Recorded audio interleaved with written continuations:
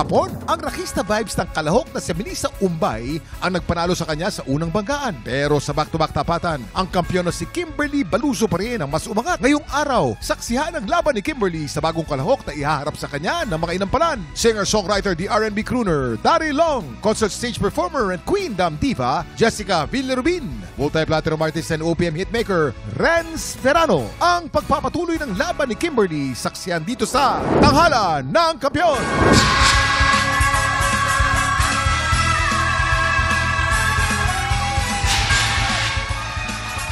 Ayan!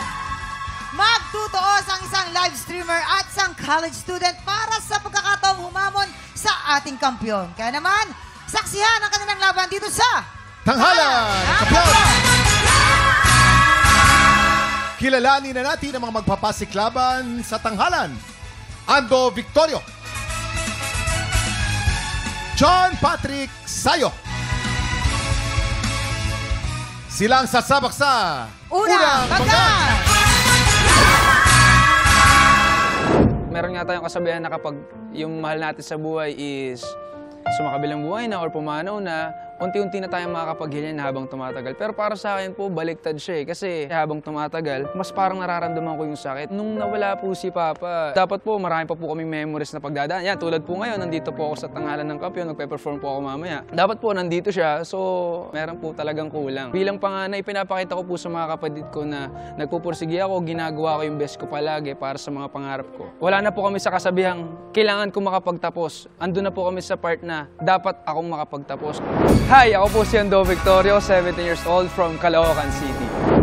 Ando Victorio! Ayun! Batang-bata pa si Ando, grabe. Oo nga. Dito Ando, dito ka sa Dito baba. ka, ayan. Parang balita ko, Mamang. Oh, ano? Meron siyang isang school event na sinalihan na doon talaga siya nakilala. Ano yung yan? school event na yun? Paano nangyari yun? Yung dati po nag-audition dito, si Kuya Franz Chua, parehas kami, doon kami nag-aaral. Tapos sabi niya sa akin, bro, ba't di ka mag-audition sa Tanghalan ng Kampyon? Kasi sayang yung boses mo, pwede ka doon. Tapos, ayun po, sabi ko, Kuya Franz Chua, baka di naman ako makapasok doon kasi yung boss ko, hindi naman talaga pang ano. Pang contest. Tapos, ganon. nung ano po, dumadaan ako sa isang app, laging ayun po yung nakikita ko. It's a sign. Opo, It's a Tanghalan ng Kampyon sign, palagi. yes. Tapos sabi ko, try ko nga. Ayun, tapos Ayun. nag-audition na po ako dito. Ibig sabihin, it's meant to be.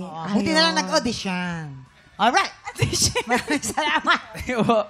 Ito na ating mga inampalan. Anong masasabi sa iyo? Ando, ang ganda ng boses mo. Feeling ko yun yung strength mo. Sa boses mo na yan, feeling ko ang dami-dami mong kayang gawin. Siguro yung sa akin lang, yung sustain lang, yung mawawalay pa, parang mas sapul, mas sure, pati dun sa papunta ng chorus. Yun lang ng onti. But ang ganda ng interpretation mo sa song na to. Kaya congrats. Thank you po. Ando, you're a perfect example ng kanta na bagay dun sa boses. Yan. Yung boses mo ngayon, yan yung uso ngayon na smooth, may soul. Yan ang description ko sa boses mo. Meron lang tayong konting i-ensayo ng konti yung iyong mga kulot.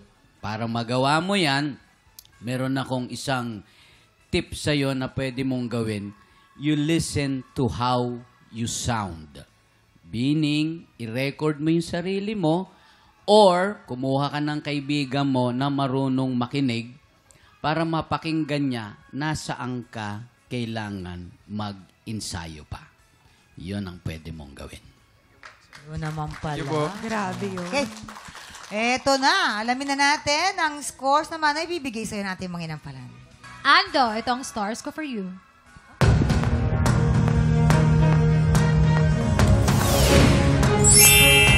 Four stars! Ando, eto naman ang stars na bibigay ko sa'yo.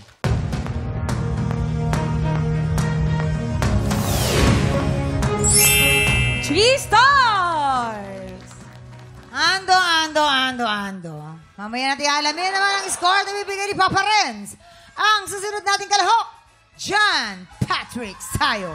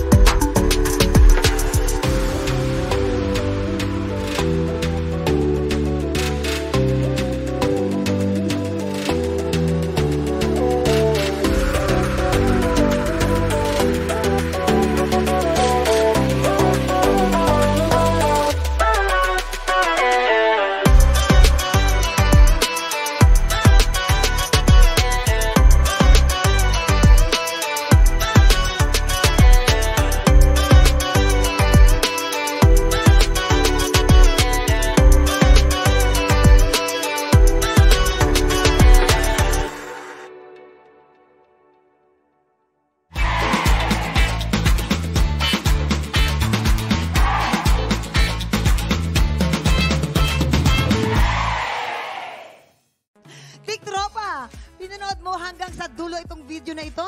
Abay, very good ka!